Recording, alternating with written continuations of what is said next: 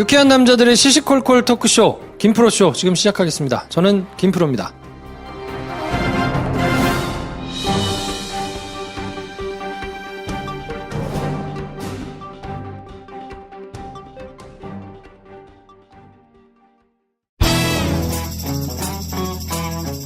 서초동 감식반장 김프로.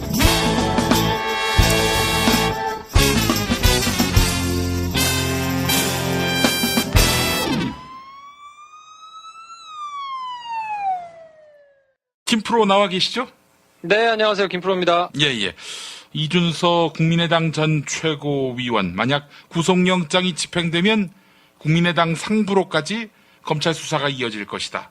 이렇게 예측을 했는데 그 스텝대로 가고 있는 것 같습니다. 그렇다고 봐야 되겠죠. 국민의당에서 단독 범행으로 자체 조사 결과를 이제 내놨었는데, 예. 이준서 전 최고위원한테 구속영장이 청구가 됐다는 사실 자체는 국민의당 발표를 뒤집는 이야기거든요. 예. 그러니까 단독 범행이 아니고 조직적인 범행이 이뤄진 것으로 보인다라는 뜻이기 때문에 예. 적어도 최고위원이 가담한 것으로 보이는 뭐 이런 공모에 의한 범죄였다라고 이제 보고 있다는 거거든요. 예.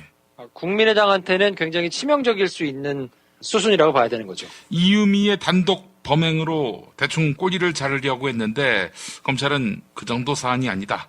더 높은 지위에 공범이 있다. 이렇게 보고 있는 거 아니겠습니까? 그렇죠. 적어도 이걸 혼자서 그냥 알아서 한 게 아니고 당 차원에서 기획을 했다는 얘기니까 그렇게 되면 국민의당 입장에서는 당 자체가 부도덕한 일을 진행했다는 게 되기 때문에 예. 개인이 했을 때하고 당이 했을 때하고는 굉장히 달라지는 거죠. 책임의 범위도 넓어지게 되는 거고 예. 그 사법적인 책임을 어디까지 지게 되느냐에 따라서도 그럴 테지만 일단 이것 자체로 정치적인 책임을 져야 되는 범위가 굉장히 커진 거기 때문에 예. 의미하는 바가 굉장히 크다고 볼 수 있습니다. 그래요. 그 이준서 전 최고위원, 적어도 검찰은 이렇게 보고 있는 거 아닙니까? 아, 이 사람이 이유미가 가져온 이른바 문준용 취업 특혜 증거, 이게 뻥일 수도 있다는 걸 알고 계속 체근하고 독촉했다. 이렇게 보고 있는 거 아니에요? 그렇죠. 그 미필적 고의라는 좀 어려운 말을 썼는데 뭐 쉽게 좀 예를 들어보자면 예. 길을 가고 있는데 사람이 물에 빠져 있단 말이에요. 예. 그래서 허우적대고 있으면 야 저기서 내가 119에다가 신고하거나 뭐 끈을 던져서 도와주거나 이러지 않으면 그냥 가만히 있으면 저 사람 죽을 수도 있을 것 같은데 생각하고 그냥 가만히 있었어요. 예. 그렇다 그 사람이 정말 죽잖아요. 예. 그런 경우를 미필적 고의라고 하는 거거든요. 그렇기 때문에 이거는 이유미 씨가 뭔가를 가져왔는데 이거를 자세히 들여다보면 이거 거짓말일 수도 있을 것 같은데 라고 생각하면서도 모르겠다. 그리고 그냥 안 봤다는 얘기거든요. 예. 그래서 그거를 충분히 그럴 수도 있겠다라고 생각을 한 상태에서 이거를 뭔가 계속 그 사람한테 녹취를 가져와라. 뭐 이걸 써도 되겠느냐 이렇게 물어보면서 계속 했다는 것 자체가 다른 사람을 떨어뜨리기 위해서 허위 사실을 만들어내는 상황을 같이 공모했다고 보는 거거든요. 예. 그래서 이 사람한테도 책임이 있다. 사법적인 책임이 적어도 이준서 씨한테는 있다라고 이제 본 거기 때문에 예. 여기서 한 단계 더 올라간다는 얘기는 그럼 과연 이준서 씨가 이게 좀 엉터리 제보일 수도 있고 잘못된 걸 수도 있는데 이거 모르겠다. 내가 그것까지는 확인 안 하고 그냥 해야 되겠다 싶어가지고 막 공모를 해가지고 했으면 그 이후 단계는 그러면 이 사실 자체를 다른 사람하고 교감을 하고 나눴느냐가 되겠죠. 예. 그게 이제 이용주 의원이 됐든 뭐 김성호 전 의원이나 김인원 변호사나 이런 사람들하고 야 근데 이거 진짜로 믿을만해? 라고 물어봤을 때 예. 이거 솔직히 잘 모르겠는데 아닐 수도 있을 것 같긴 한데 뭐 그게 중요합니까 지금? 이걸 잘 만들어가지고 이슈를 키우는 게 중요하죠. 라고 얘기를 했으면 그렇게 이야기를 한 사람들도 다 공모자가 되는 거거든요. 근데 만약에 그렇게 된다 그러면 공명선거 추진단 전부 다가 문제가 될 수 있거든요. 예. 그럼 이거는 뭐 정말 당이 그냥 폭삭 문을 닫아야 되는 상황이 되는 거고요.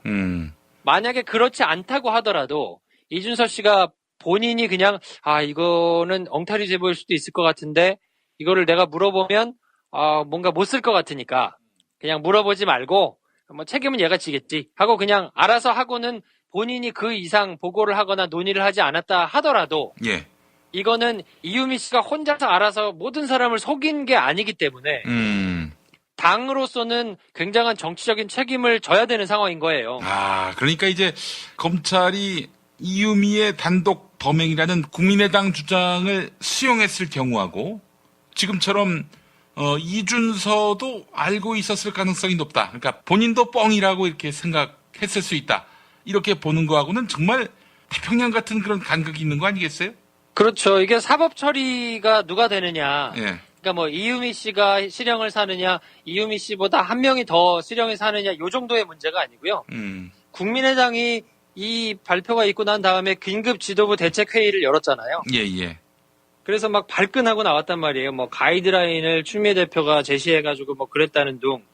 지금 굉장히 막 방방 뜨고 있는 상황인데다가 미적미적 거리고 있다가 굳이 이유미 씨 단독 범행이라고 막 서둘러가지고 발표를 하고 안철수 씨는 몰랐다고 선을 긋고 막 이렇게 했던 거의 이유가 뭐냐면 검찰이 이유미 씨 말고 한 명이라도 더 사법 처리를 하게 되는 경우에는 이게 당 차원에서 지게 되는 정치적인 책임의 범위가 너무 넓어지기 때문에 그런 거예요. 그러니까 이미 밝혀진 거 어쩔 수 없고 이미 드러나서 누군가 잘못해가지고 조작했다는 거는 뭐 다 알려진 사실이니까 어떻게 할 수 없는데 국민의 당 차원에서 생각을 해보자면 지금 상황에서 피해를 최소화할 수 있는 거는 이유미 혼자서 사법 처리를 받고 이유미 혼자서 처음부터 기획해가지고 아무하고도 상의 안 하고 혼자 다 속인 걸로 몰고 가야 자기들이 지게 되는 정치적인 책임이 가장 적거든요.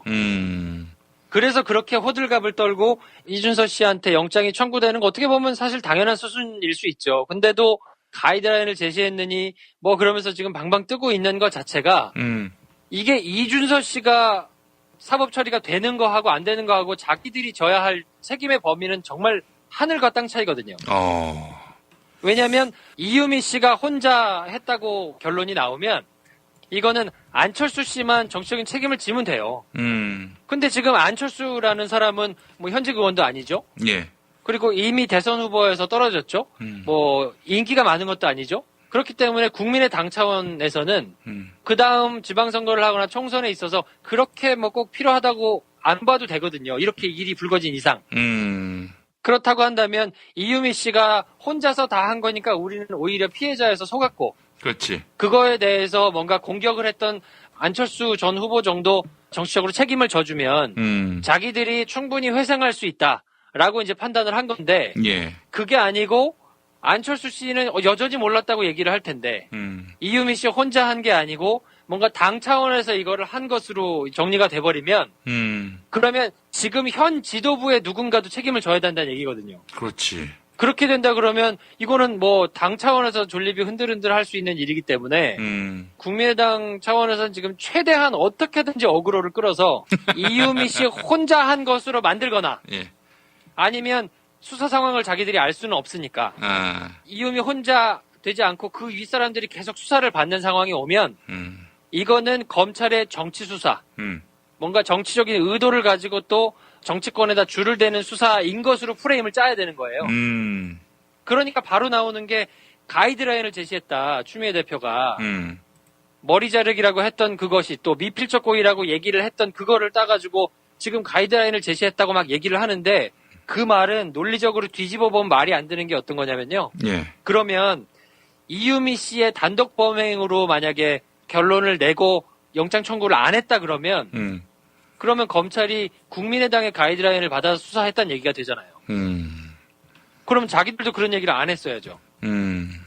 검찰 수사에 영향을 미칠 수 있는 그런 발표를 미리 자기들이 해놓고 만약에 검찰이 이유미 씨 단독 범행이었다고 하면 그럼 자기들이 가이드라인을 제시했다고 욕하겠습니까?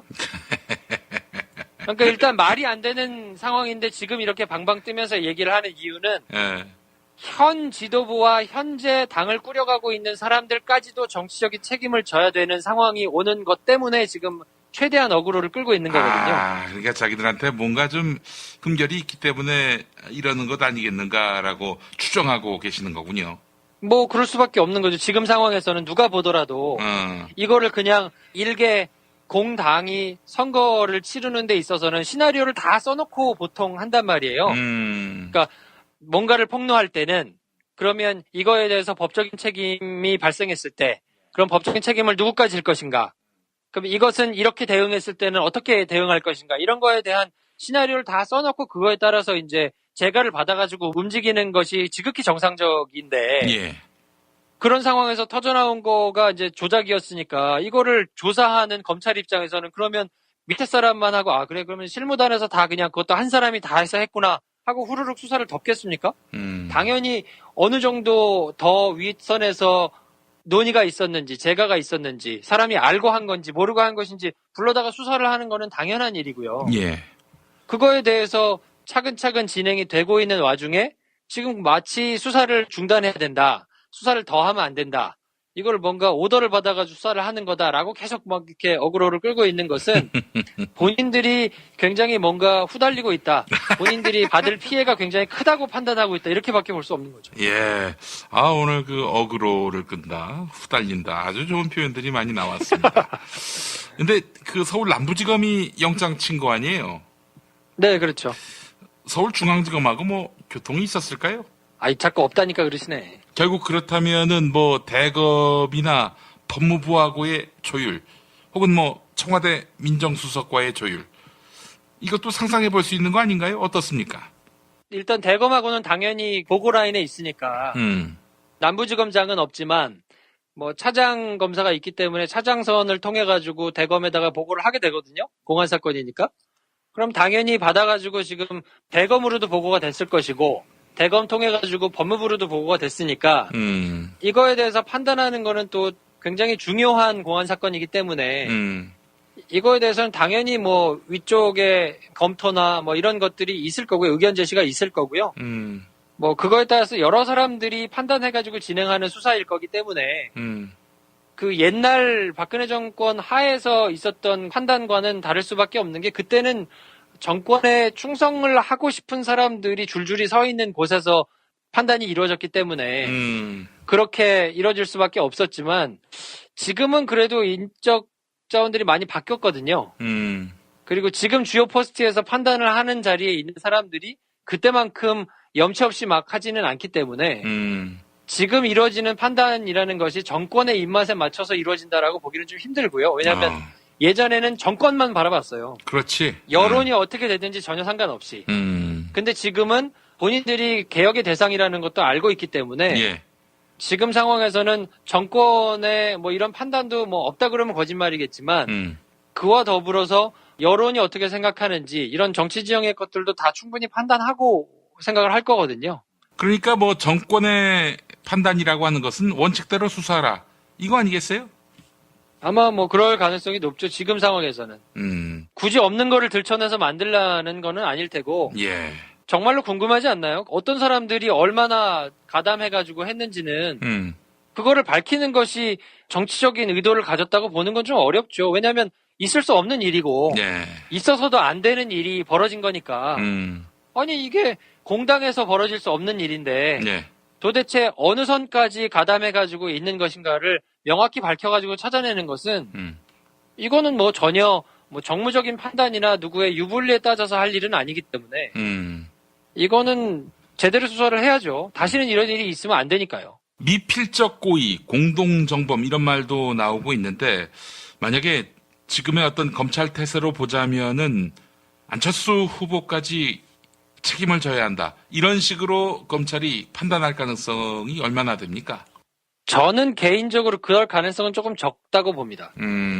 왜냐하면 이게 정치적으로 책임을 지는 것과 사법적으로 책임을 지는 것은 조금 이제 별개의 문제거든요. 예, 예. 그러니까 미필적 고의라 하더라도 이게 이준서 씨가 가지고 있는 미필적 고의가 공범이 되는 것하고 그 위에 선에 있는 사람들이 미필적 고의가 공범이 되는 거하고는 조금 별개의 문제예요. 왜냐하면 이준서 씨라 함은 그 이유미 씨를 직접적으로 본인이 뽑아서 가장 가까이서 일거수일투족을 같이 하면서 일을 했던 사람이잖아요. 팀원으로 데리고 있으면서. 예.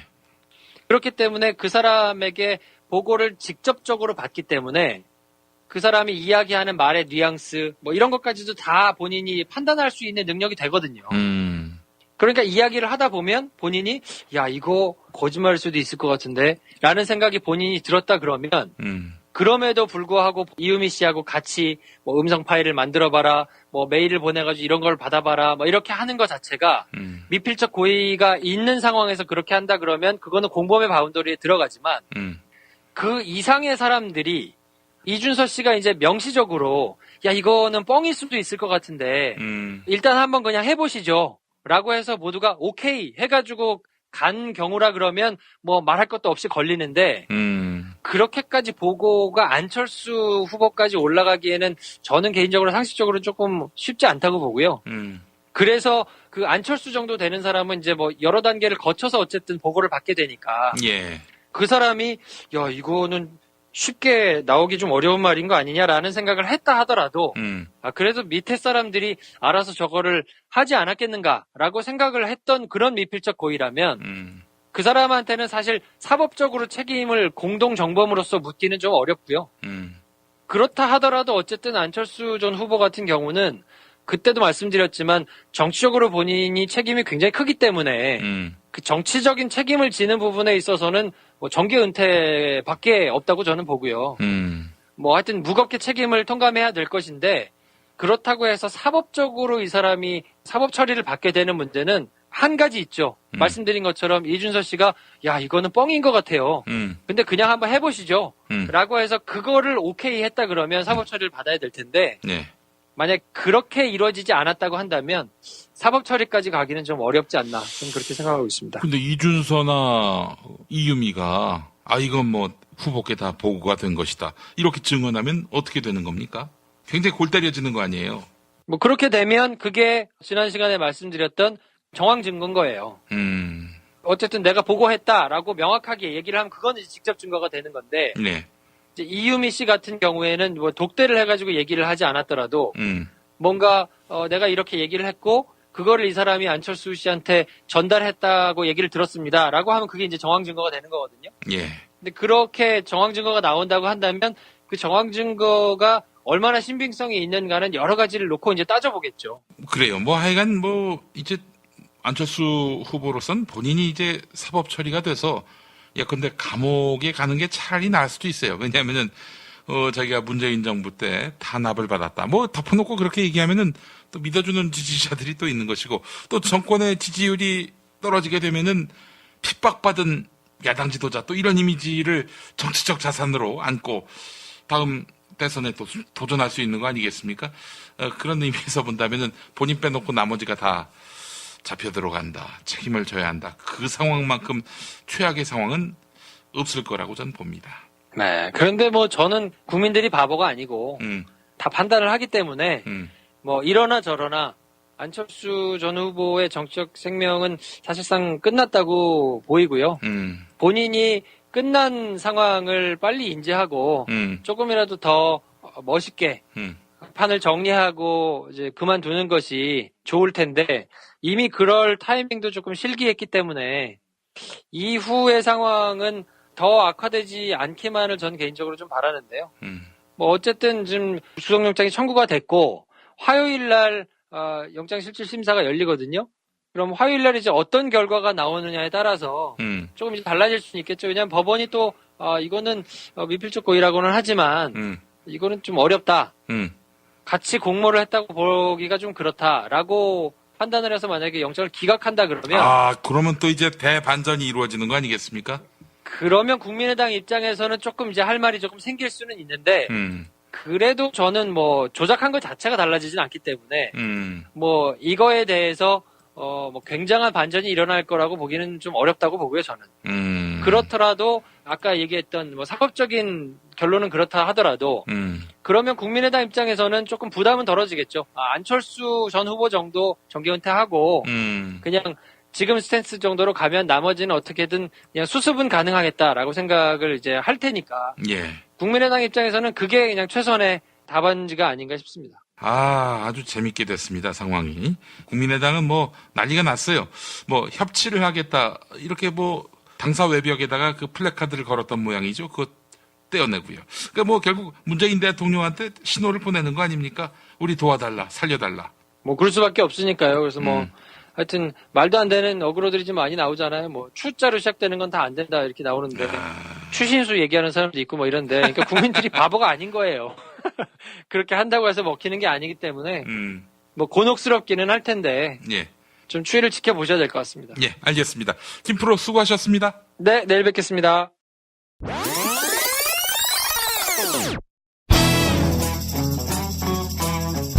서초동 감식반장 김프로.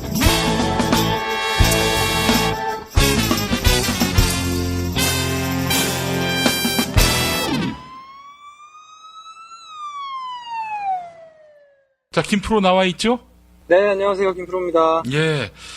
요즘 뭐 박근혜 씨가 감옥에서 정신이 이상해졌다.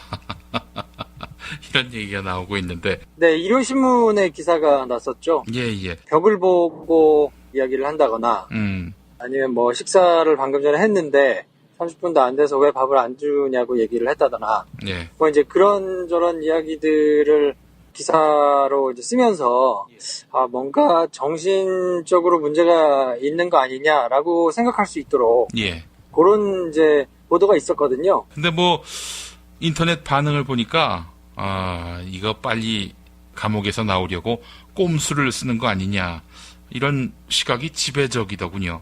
아무래도 뭐 그렇게 보는 사람들이 많은 것 같고요. 일단 서울구치소가 공식적으로 입장을 발표를 했습니다. 그래서 건강 이상설과 관련해가지고는 예. 별 문제될 게 없다라고 입장을 밝혔기 때문에 예. 병리적으로 문제가 될 상황은 아직은 아닌 것으로 보이고요.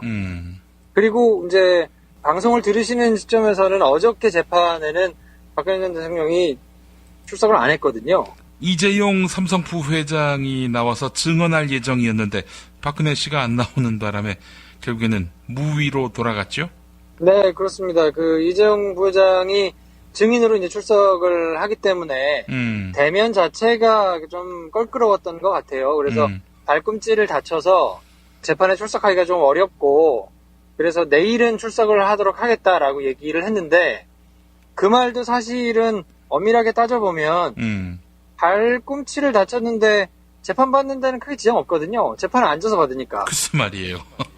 그래서 뭐 나올 의지가 있다고 한다면 발꿈치를 다친 게 뭐 대단한 일은 아니고 그렇다 그러면 만약에 이동이 불가능할 정도여가지고 재판에 참석을 못할 것 같으면 그러면 내일도 못해야죠. 그렇죠. 근데 내일은 또 나온다고 하니까 이게 논리적으로만 보자면 예. 몸이 아파서 못 나온다기보다는 이 삼성 이재용 부회장이 증인으로 출석을 하기 때문에 뭔가 같은 법정에서 이렇게 마주치는 것 자체가 껄끄러울 수 있고 뭔가 거기서 이렇게 누가 질문을 하거나 뭐 해서 돌출 행동이 나올 수 있는 걸 차단하는 용도가 아니었을까 뭐 그렇게 짐작이 되고요. 돌출 행동이라 하면 무엇을 말합니까? 그럴 가능성은 매우 희박합니다만 두 사람의 진실 공방이 발생한다든지 아니면 미신청하고 누군가 그러니까 이재용 부회장이든지 아니면 박근혜 대통령이든지 얘기를 하는 거죠. 사실은 이랬잖아요. 뭐 이러면서 왜 그렇게 말씀을 하세요? 뭐 이러면서 이제 그런 얘기를 뭔가 하게 될 가능성은 뭐 거의 없다고 봐야 되지만 그래도 그냥 그렇게 법정에서 뭔가 얼굴을 마주치고 조우하는 것 자체가 불편하기 때문에 그런 상황 자체를 안 만들겠다는 의지로 봐야 되는 거 아닌가 싶어요. 예. 왜냐하면 이재용 부회장은 어차피 진술을 거부할 것으로 예상이 됐었고 역시나 나와서 증언을 거부를 했고 그렇기 때문에 뭐 재판 과정 중에서 옥신각신 일이 벌어질 일은 없었겠지만 그래도 하여튼 법정에서 대면하는 것 자체를 안 하겠다는 얘기였던 거죠. 그러니까 박근혜가 법정에서 이재용을 만나기 싫어서 꾀병을 부린 것이다. 이렇게 봐도 될는지 모르겠어요. 저는 뭐 개인적으로 그렇게 생각합니다. 왜냐하면 아까 말씀드렸다시피 논리적으로는 말이 안 되기 때문에 그냥 법정에 나오지 않으려고 그렇게 얘기를 한 것이라고 보고 네. 재판부도 뭐 충분히 그렇게 판단했을 거라고 보고요. 아니 이렇게 하면은 이거 고의적으로 재판을 지연하는 것이라고 봐야 할 텐데 이거 가만히 내버려 둡니까? 그래서 내일은 재판을 받겠다고 단서를 단 거죠. 왜냐면 만약에 발꿈치를 다쳐가지고 정말 재판받기가 좀 물리적으로 어려우니까 보통 상식적이라면 치료가 되고 난 다음에 재판을 받겠습니다라고 재판을 지연해야 맞는데 그러면 이제 봐야 되잖아요, 상태를. 진짜로 아픈 것이냐, 거동이 정말로 불편한 것이냐. 근데 만약 그게 아니라고 밝혀지면 이거 지연 전략을 쓴 거니까 뭔가 이제 불이익을 당할 수도 있으니까 그냥 오늘은 좀 어려운데 내일은 꼭 나올게요라고가 되면 뭐 서로 뻔히 알지만 어쨌든 지금 뭐 4일, 5일씩 계속 재판을 내리받고 있는 상황이기 때문에 뭐 그런 거를 나름대로 좀 감안을 해가지고 재판부가 판단을 하지 않았을까 싶고요. 왜냐하면 삼성 사람들은 전부 다 지금 증언을 거부하고 있는 상황이어서 예. 이재용 부회장 역시 나오면 증언을 거부할 것이라는 게 뻔히 그려지는 상황이었거든요. 그렇기 때문에 거기서 옥신각신 뭐 다투고 진짜로 아픈 게 맞냐 어쩌냐 막 이걸 따지고 있기보다는 어차피 나와서 증언을 거부할 것이고 그러면 뭐 한 10분, 20분 만에 증인 관련된 신문은 끝날 것이고 박근혜 대통령이 만난다 하더라도 막 실체적 진실을 밝히는 데 있어서 대단한 진술들이 나올 것을 기대하기는 뭐 현실적으로 좀 어렵기 때문에 재판부도 그런 상황을 충분히 감안하지 않았을까 싶습니다. 예. 알겠습니다.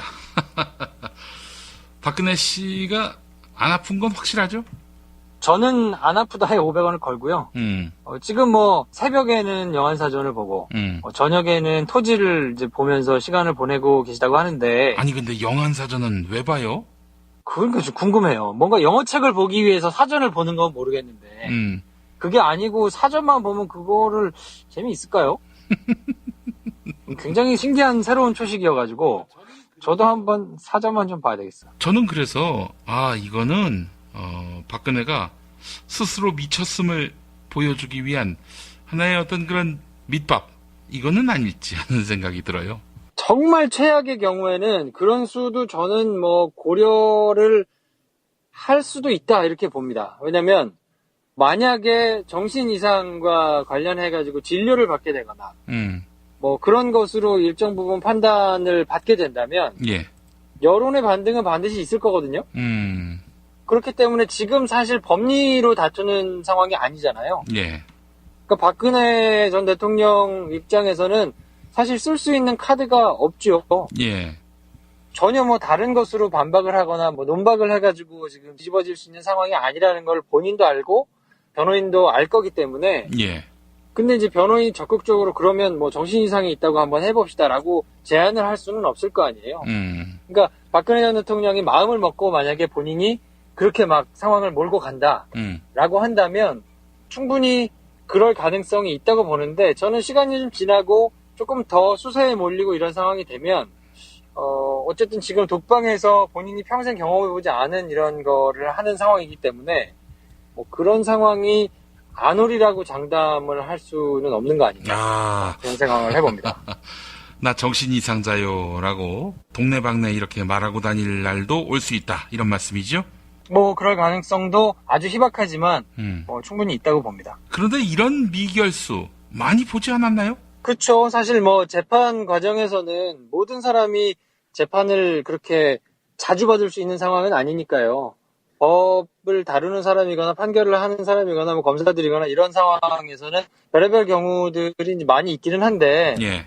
뭐 그렇게 심신미약을 주장하기 위해서 정신 이상이든지 아니면 몸이 아프다든지 이런 걸 주장할 수는 있거든요. 그러니까 그런 거를 실제로 주장하는 사람들이 있기 때문에 그런 수법 자체가 뭐 불가능한 거는 아니고요. 근데 이제 정말 그 일국의 대통령까지 지냈던 분이 책임 있는 행동을 보이지 않고 그런 꼼수를 쓸 것이냐, 뭐 그러지 않기를 바라는 사람들이 많을 텐데, 왜냐면 본인이 어쨌든 사법적으로도 정치적으로도 책임질 수 있는 부분은 책임을 져야 마땅하니까요. 근데 그게 정말 그렇게 책임을 질 것이냐, 책임을 질 것 같았으면 지금 같은 상황이 아무 발생하지 않았겠느냐, 뭐 이런 생각도 해볼 수 있는 거죠. 그렇다고 본다면 심신미약을 주장하기 위해서 적어도 구속 만기를 다 채워서 본인이 불구속으로 재판받는 가능성이 조금 생긴다 하는 시점에는 충분히 건강을 문제로 이렇게 저렇게 이슈를 만들 가능성이 있다고 저는 봅니다, 개인적으로. 그럼 어떻게 법원은 어떻게 판단할 것 같아요? 그거는 이제 어느 정도 심각하냐를 놓고 볼 텐데 당장 저만 해도 그런 생각을 하고 있기 때문에 예. 여론이 민감하게 반응하는 거를 재판부도 당연히 알 수밖에 없고요.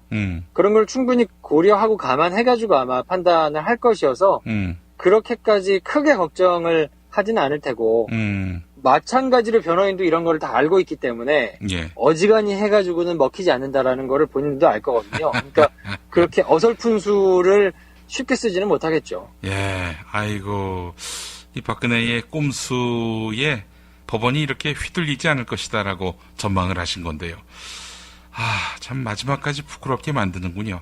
박근혜 씨가. 그러니까 참 일국의 대통령을 그래도 지내신 분인데 예. 이렇게 뭔가 돌출적인 행동들이나 이런 소식들이 터져 나오는 걸 보면 참 안타깝기도 하고 답답하기도 하고 창피하기도 하고 뭐 굉장히 복잡한 마음이 좀 드는 것 같아요. 계속해서 재판을 지연시키고요. 판결이 늦어지면은 박근혜 씨가 풀려난 상태에서 재판을 받을 가능성은 없습니까?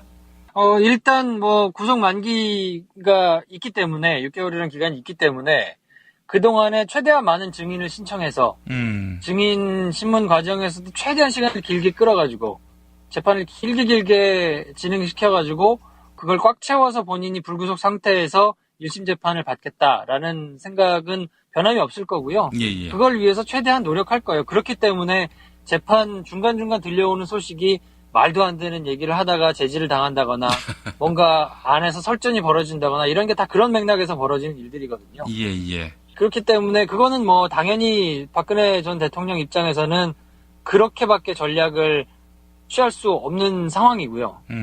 그렇기 때문에 이 검찰에서 이거를 어떻게 깨면서 나갈 것이냐 하는 게 이제 검찰의 몫인데 어쨌든 그래도 지금 여러 가지로 모아져 있는 증인이나 증거들이나 뭐 이런 것들이 절대적으로 객관적으로 보자면 박근혜 대통령한테 불리하거든요. 예. 그렇기 때문에 정도의 차이는 있겠지만 대세에는 큰 지장이 없지 않겠나 하는 게 제 개인적인 전망이고요. 몇 년형 나올 것 같아요? 저는 중형이 불가피하지 않나. 그러면 한 몇 년형? 뭐 그래도 한 20년에 가깝게 나오지 않겠습니까? 오, 그렇군요. 15년, 20년 이렇게 가깝게 나오지 않을까요? 18년으로 나오면 아주 재밌을 것 같아요. 18하고 보통 인연이 아니잖아요. 그러게요. 뭐 그럴 가능성도 있죠. 적어도 뭐 15년 이상은 나올 텐데 지금 있는 뇌물죄들이 뭐 다 인정이 되고 그렇다 그러면 이제 항소심에 가고 뭐 나중에 형이 확정된 이후에 감형이 되거나 뭐 이런 경우를 볼 수는 있어도 뭐 1, 2심 판결은 적어도 굉장히 좀 센 형이 나오지 않을까 하는 게 제 생각이고 또 상식적으로 본다 그러면 센 형이 나와야 정상이고요. 그렇죠. 시정잡배거나 굉장히 좀 뭐 푼돈을 훔치거나 이런 사람들도 엄하게 나오는데 이건 뭐 우리나라의 국격 자체를 심각하게 훼손하고 또 그것뿐만 아니라 엄청난 금액의 돈을 기업들로부터 막 받고 막 이랬던 것이기 때문에 저는 중형이 나오는 것이 상식적이고 합리적인 결과다라고 생각합니다. 예. 박근혜가 세상을 너무 우습게 보는 경향이 있어요. 쐐기를 박는 재판 또 판결이 나오기를 기대해 봅니다. 자, 박근혜의 정신 이상설은 만약 문제가 있다면 꾀병일 가능성이 높다는 것이 오늘 김프로의 진단이었습니다. 자, 김프로 말씀 잘 들었습니다. 네, 알겠습니다. 꿉꿉한데 건강 조심들 하시고요. 내일 뵙겠습니다.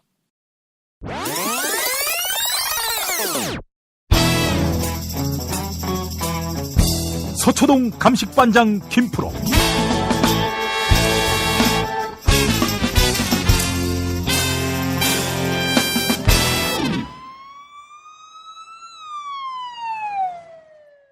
지금 시각은 오늘 아침 5시 10분입니다. 염전노예 김프로 어서 오십시오. 네, 안녕하세요. 김프로입니다. 예, 뭐 밤이든 낮이든 호출을 할 때는 바로 나와야 합니다. 이게 이럴 일인가 싶은데요. 너 나한테 뭐라 하지 말고 영장 전담 판사한테 뭐라고 하세요. 아니 90분 동안 그 영장 실질 심사하고 곧바로 내야지. 왜 그 밤까지 늦춰가지고 모두를 피곤하게 만드나? 응? 제가 어쨌든 경찰이든 검찰이든 날이 밝으면 고발을 하겠습니다. 고발. 그래요. 영장 실질 심사 담당하는 영장 전담 판사에게 저녁이 있는 삶을 드리고 싶습니다. 7시가 되면 다 끝나고 퇴근하도록. 이거 뭐 우리가 밤새도록 결과를 기다렸는데 늦게 나와가지고 새벽에야 비로소 이준서 국민의당 전 최고위원 구속 소식을 다루게 됐습니다. 근데 구속됐어요? 구속됐습니다. 네. 뭐 이 한마디 하고 끝내려고? 아니 더 좀 얘기해봐. 아니 이걸로 어떻게 입신나? 빨리 좀 더 설명을 해봐요. 아니 어떻게 된 거야 이게? 구속됐잖아요. 뭐가 더 필요해? 이거 어떻게 될 것 같아 앞으로? 일단 이제 윗선 개입 수사에 한층 탄력을 받을 걸로 보이고요. 국민의당. 네, 국민의당에 대해서. 그래서 뭐 지금 국민의당이 가뜩이나 사면초가의 형국인데 예. 더 옹색해지지 않았나.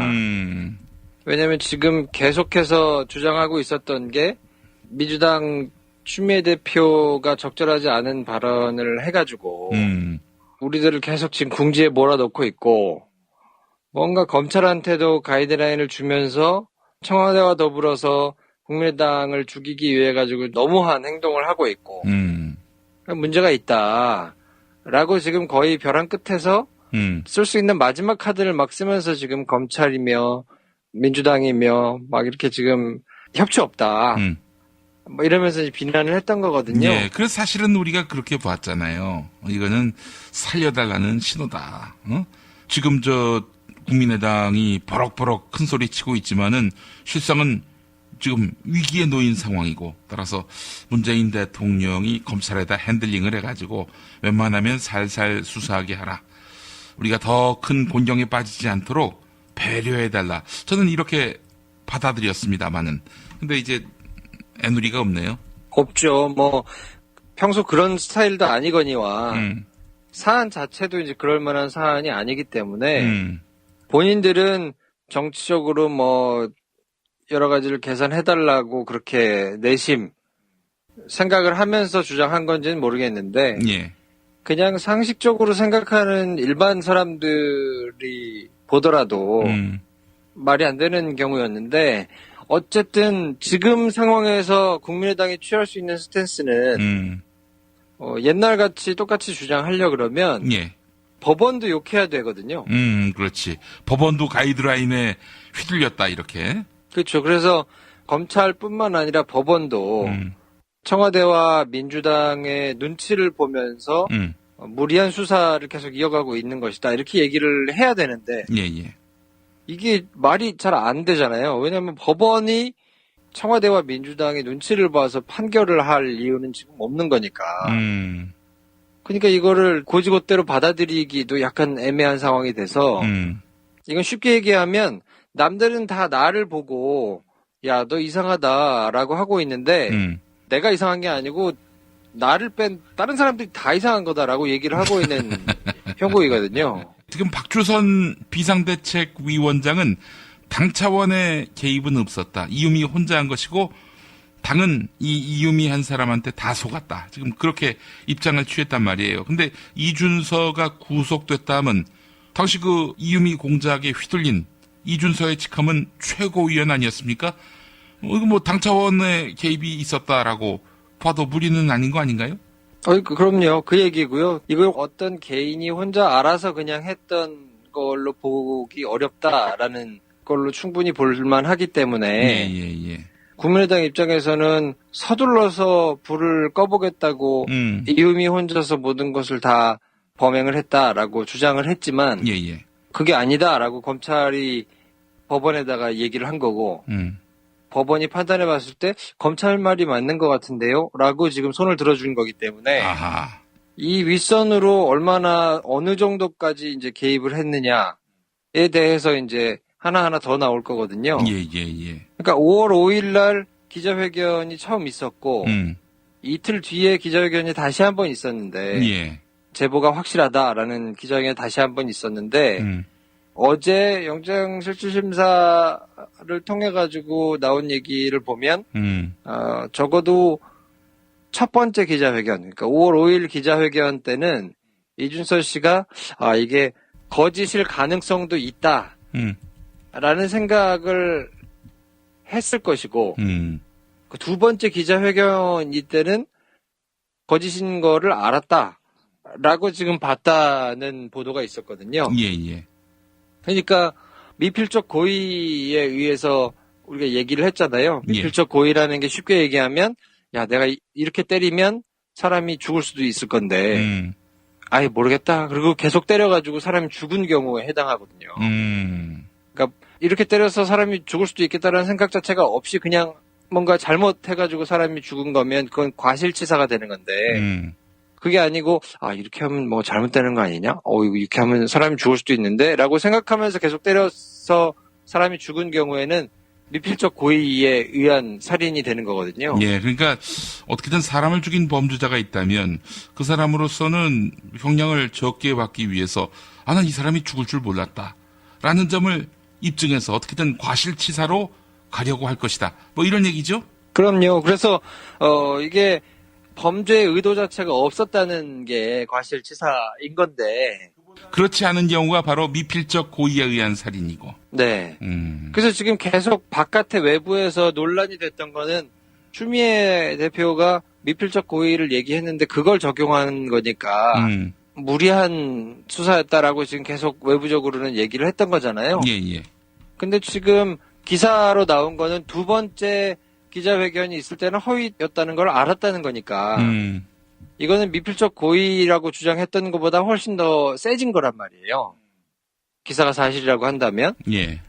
그러니까 이렇게 된다 그러면 적어도 두 번째 기자회견이 있을 때는 명확하게 이게 제보가 조작이다라는 거를 알았다는 얘기가 되기 때문에 그러면 이거를 과연 어디 선까지 이야기가 됐을 것인가.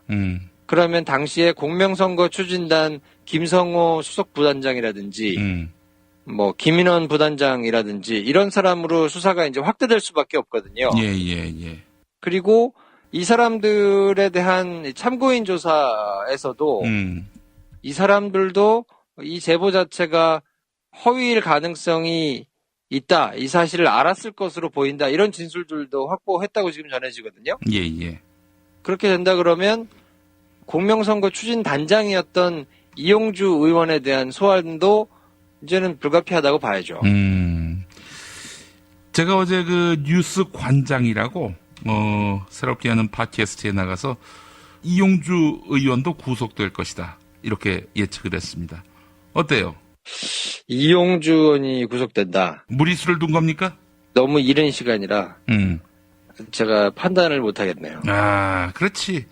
판단을 못할 때 판단할 수 있는 것이 실력 아니겠습니까? 남들이 판단 못할 때 판단할 수 있는 이런 그 능력. 이게 바로 실력 아니겠어요? 뭐 그렇다고 합시다. 이렇게 예측해도 뭐 사람들은 기억을 못합니다. 예측한 것이 맞을 때만 기억을 해주지.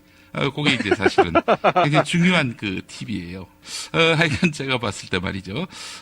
이 지금 국민의당 상황을 보게 되면은 당 차원의 개입이 있었다라는 점이 이제 간접적으로 인정이 된 것이고, 따라서 국민의당으로서는 더 큰 시련을 겪게 될 텐데, 이제는 뭐 추미애 탓 못하겠네. 못하죠. 추미애의 가이드라인에 법원이 휘둘렸다 이런 말 못할 거 아니에요. 그럼요. 그러니까 이제 오늘 국민의당이 어떤 스탠스를 취하고 나올 것이냐도 조금 저는 개인적으로 좀 주목이 되기는 하는데, 네. 왜냐면 이 사람들이 지금 계속 악수에 악수만 거듭해서 두고 있거든요. 예. 도대체 이걸 누가 판단해서 누가 이렇게 하자고 얘기하는 것인가가 사실 좀 궁금한 게 지금 정상적이라고 한다면 진상조사단이 조사를 열심히 막 해가지고 결론을 그냥 후루룩 해서 일찍 내면서 이건 이용이 혼자 했다라고 결론을 내기보다 최선을 다해가지고 수사를 해서 조사를 하면 할수록 너무 이게 참담하다 우리는. 현실적으로 한계가 있잖아요. 자기들이 수사권이 있는 것도 아니고 조사에 한계가 있으니까. 열심히 조사를 해봤는데 이게 뭔가 만족할 만한 결과를 내기가 한계가 있다는 걸 자기들이 느낀다. 결과가 어찌됐든 간에 이거는 공당으로서 있을 수 없는 일이니까 이거는 무한 책임을 느끼고 정말 무겁게 받아들인다. 이렇게 정말 그냥 백배사죄를 하고 나왔어야 지금 같은 결과가 나오더라도 자기들이 이제 이거에 책임지는 걸 어떻게 정할 것인가를 검찰 수사를 보면서 정할 수 있을 텐데 너무 섣부르게 그냥 자기들이 수를 던져버린 거예요. 단독 범행이다 이렇게. 네, 단독 범행이다라고 얘기를 하면서 뭐 가이드라인을 던졌다고 또 추미애를 비난을 하면서 검찰을 맹비난을 하면서 이렇게 나오니까 지금 이준서 씨가 구속돼 버리는 상황이 되면 정말 자기들이 던졌던 모든 게 다 부정되는 상황이 돼버렸거든요. 예. 여기서 누구를 탓하겠습니까, 이제? 그렇다면은 결국 안철수 대표의 입장 표명 불가피하겠네요. 불가피한데 국민의당 입장에서 취할 수 있는 스탠스는 이제 다 취했다고 보고 그렇기 때문에 내부적으로 자중질환이 일어날 것이면 분명한데다가 저는 이제 안철수 대표한테 굉장한 압박을 하지 않겠나. 왜냐하면 이 상황에서는 뭔가 물타기를 하려고 해도 안철수 대표가 나와가지고 본인이 뭐 정계 은퇴를 하겠다는 등 책임을 지겠다는 등 이런 얘기를 해야만 그나마 뭔가 누가 책임지는 모양새가 나오고 그래서 본인이 다른 사람 탓을 할 수 있는 상황이 되거든요. 근데 여기서는 이제 안철수 전 후보가 얘기하지 않으니까 본인들이 할 수 있는 거를 막 취한답시고 하다가 지금 스텝이 굉장히 많이 꼬였는데 지금은 이제 당 차원에서 뭔가를 얘기하기가 굉장히 어색한 상황이 돼버렸기 때문에 하여튼 비난의 화살을 안철수가 대신 맞고 끌어안고 가는 게 최선이다라고 아마 내부적으로 판단을 할 테고 상당히 많은 사람들이 뭐 이런저런 선을 통해서 안철수 전 후보한테 당신 빨리 뭐하냐 지금 입장 밝혀라 지금 당이 이렇게 꼬꾸라지게 생겼는데 뭐 엊그저께 속초에 갔다가 또 누가 식당에서 봤다는 이런 기사가 나오면서 막 또 여론이 별로 좋지 않으니까. 네, 황간의 찜이라고. 예, 거기. 아. 그러니까 지금 속초 가서 사람 만날 정신은 있고 그 한마디 입장을 정리해서 밝힐 정신은 없느냐 이러면서 이제 막 여론이 악화돼 있는 상황이기 때문에 뭐 여러 가지 수를 통해서 안철수 전 후보를 압박하겠죠. 예. 그래가지고 그 안철수 전 대표로서는 지금까지 침묵이 상책이다라고 생각을 했는데 침묵이 이를 더 키웠다. 뭐 이렇게 스스로 자각하는 계기가 되지 않을까 이렇게 생각이 되면서도 당 차원으로 어디까지 또 이렇게 수사의 범위가 확대될지 상당히 주목됩니다. 국민의당으로서는 지금 해법이 없어요. 결국 뭐 이제 당이 자중질환에 빠지는 길밖에 없는 것이고 이제는 뭐 더불어민주당 대 국민의당이 아니라 국민의당 대 국민의당의 파문으로 이제 사태가 전이가 됐다라고 볼 수 있을 것 같습니다. 그러니까 이번 주 내내 공명선거 추진단에 누구까지 개입이 됐었느냐를 밝히는 수사가 이제 한참 진행이 될 거고요. 그렇게 되면 가장 위에는 이용주 의원이 있을 텐데 네. 그러면 이제 이용주 의원 정도가 수사를 받는 상황에서는 이게 박지원이나 안철수까지도 연루가 됐느냐, 그 사람들도 알았느냐, 이렇게 이제 올라갈 수밖에 없는 상황이 됐기 때문에, 예. 국민의당에서 단독 범행이라고 주장했던 것 자체는 이제 의미가 없어져 버렸고, 그러면 이게 국민의당 입장에서는 박지원, 안철수까지 올라가는 거, 그러면 이건 완전 정말 후보 자신부터 모든 당의 모든 사람들이 개입됐다는 상황 자체는 지금 막아야 되는 거니까. 예. 그러면 공명선거 추진단에서 알아서 한 거다라는 정도로 뭐 이제 꼬리를 잘라야 되는 상황인 건데. 네. 이제 그렇게 꼬리가 잘린다 하더라도. 그러니까 뭐 박지원, 안철수까지 올라가지 않는다 하더라도 사람들이 그 말을 고지고대로 믿지 않을 거 아닙니까? 그렇죠. 예. 그러니까 지금 뭐 국민의당 입장에서는 정말 최악의 상황에 도달을 한 거기 때문에 이거 하여튼 당 차원의 존립 자체도 굉장히 어려울 수 있는 뭐 이런 상황이 지금 됐다. 하여튼 국민의당은 맞을 수 있는 최악의 경우를 맞은 것 같고 근데 뭐 이렇게 지금 최악의 상황이기 때문에 예. 오히려 안철수 전 후보 같은 경우는 입장을 안 밝힐 가능성도 제가 보기에는 있을 것 같아요. 상식적이라면 지금 상황에서 안철수 전 후보가 나와서 사과를 하고 정계 은퇴를 발표하고 뭐 이래야 뭔가 국민의당에게 부담이 조금 덜 가고 뭐 이렇게 할 텐데 그렇게 할 거를 생각했더라면 맨 처음부터 나오지 않았겠습니까? 그렇죠. 예. 근데 지금은 뭐 당을 생각해서 움직인다기보다는 전부 다 자기 앞길만 생각하는 것 같거든요. 그러니까 안철수는 안철수대로, 뭐 다른 의원들은 다른 의원들대로 국민의당이라는 전체 조직이 어떻게 갈 것인가를 생각하기보다는 이게 과연 내 정치 생명에 있어서 어떻게 도움이 될 것인가만 생각하는 사람들이 모여가지고 막 주장을 하면서 일을 하다 보니까 결국엔 이런 최악의 수를 계속 거듭해서 두고 뭐 이런 거 아닌가. 그래서 이렇게 뭔가 엉망인 상황까지 왔지만 지금까지 해온 패턴을 보면 야 여기서 얘기해가지고 모양새가 구겨지느니 구겨질 거 다 구겨졌는데 결과를 끝까지 보고 그 다음에 얘기하겠다 이렇게 스탠스를 취하게 되지 않을까. 근데 그것은 정말로 최악 중의 악인 수인데 정치인이 책임을 회피할 수 있는 끝까지 가는 모습인 거잖아요. 그렇죠. 예. 그렇게만은 안 하기를 개인적으로는 바라는데 어떻게 하는지 좀 두고 봐야 되겠네요. 예, 뭐 정치라고 하는 것은 언제든 위기를 만날 수 있는 건데 이 문제를 어떻게 풀어가느냐 이 부분을 국민들이 주시하는 면도 있어요. 제가 국민의당의 지지율 하락에는 뭐 대선 공작 이것도 뭐 당연히 큰 퍼센테이지를 차지하겠지만은 이 문제를 프로페셔널하게 풀어내지 못하는 이런 행태에 대한 실망감도 상당 부분 당 지지율 하락에 영향을 미치고 있다. 전 이렇게 보고 있는데요. 지금 이 상황은 거의 0%대를 도전하고 있는 그런 흐름이 아닌가 하는 생각이 듭니다. 안철수 대표 계속 침묵을 유지한다. 예, 한번 더 두고 볼 일입니다. 그렇게 해서 앞으로 정치를 계속할 생각이 있는지 이 부분에 대해서도 아마 추궁을 받게 될 것 같고요.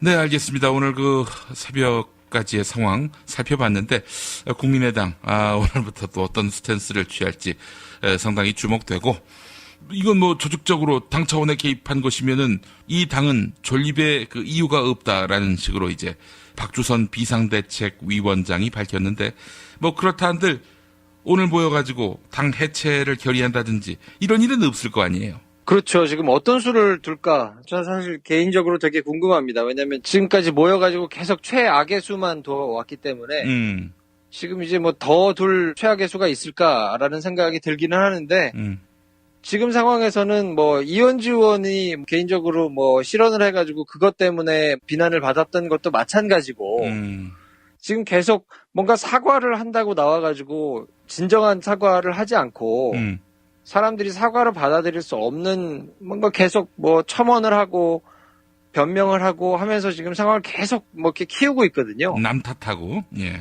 그러니까요. 이게 정말 진짜로 사과하는 사람들의 모습이 아니다라고 볼 수밖에 없는 행동을 하기 때문에. 예. 아니 뭐 막말로 실수는 할 수 있죠.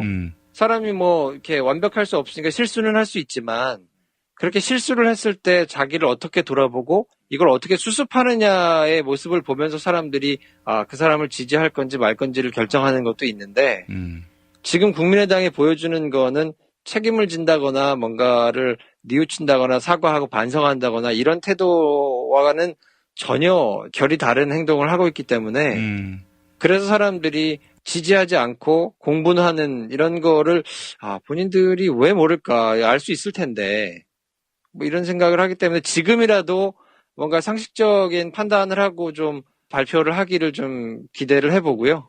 그런데 뭘 발표할지 모르는 거 아니에요? 우리가 다 했다라고 이실직고하고 반성하고 사죄한다. 그러면 당연히 책임도 져야 하는데 책임질 도리는 당 해체 말고는 없어요. 그러니까 안철수 전 후보를 압박하겠죠. 정계 은퇴하라고? 그렇죠. 우리가 지금 최대한 막아주려고 이렇게 하다 보니까 스텝이 이렇게 꼬였으니까 당신 뭐하냐. 나와서 빨리 지금 발표해야 될 거 아니냐. 그러면서 막 지금 막 여러 사람들이 아마 들고 일어날 거예요. 왜냐면 당에서 할 수 있는 걸 다 했거든요. 네. 지금 새롭게 나와가지고 사실은 우리가 성급하게 발표를 했는데 다시 따져보니까 일부 당의 개입이 있었네요. 라고 발표를 하겠습니까? 그럴 순 없잖아요. 모양이 빠지니까. 예. 그래요. 참 안 됐다는 생각도 들고 말이죠. 그러니까 정상적으로 정치를 하면요. 이런 고민을 할 이유가 없고 이런 난관에 봉착할 이유도 없습니다. 마타도어가 아닌 이상. 예. 뿌린 대로 거둔다라는 말도 생각이 나고요. 예. 알겠습니다. 김프로 아침에 고생 많으셨습니다. 네, 제가 서두에 우리 김엄마를 고발하겠다고 얘기했는데 네. 피해 당사자가 하는 거는 고소고요. 예. 고발은 피해를 받지 않은 제3자가 하는 것이기 때문에 예. 저는 이제 준비를 해가지고 김엄마든지 영장 전담 판사든지 날이 박는 대로 고소하도록 하겠습니다. 그래요. 네가 하나 보자. 알겠습니다. 수고 많으셨습니다. 네, 내일 뵙겠습니다.